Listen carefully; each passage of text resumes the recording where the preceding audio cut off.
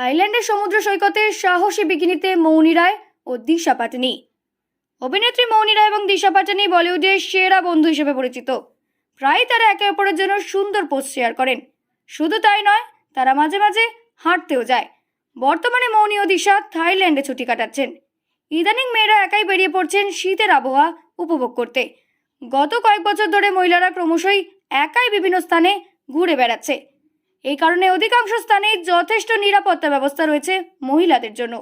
ফলে একা মেয়েদের বেড়াতে যেতে এখন আর কোনো ভয় নেই।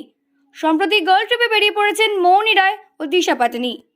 মৌনির সাথে দিশার বন্ধুত্ব গাঢ় হয়েছে এন্টারটেনার্স ট্যুর থেকে।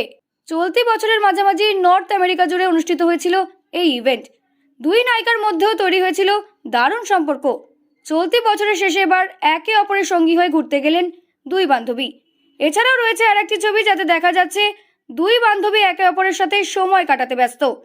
ছবিগুলি ইনস্টাগ্রামে শেয়ার করে মৌনি লিখেছে তার পছন্দের মেয়ের সাথে ছুটি কাটাচ্ছেন তিনি। ছবিগুলির নিচে কমেন্ট সেকশনে দিশা মৌনিকে জানিয়েছেন অনেক ভালোবাসা। জানা গিয়েছে বর্তমানে থাইল্যান্ডে রয়েছেন তারা। নিজের রেস্তোরাঁর নতুন শাখা উদ্বোধনের পর দিশার সাথে থাইল্যান্ড উড়ে গিয়েছেন মৌনি। বিএফএফ দিশা পাটানির সঙ্গে ছবি পোস্ট করে তিনি লিখেছেন, আমার প্রিয়জনের সঙ্গে বেড়াতে এসেছি। গার্লস ট্রিপের একাধিক ছবি সোশ্যাল মিডিয়ার পাতায় শেয়ার করেছেন মৌনি।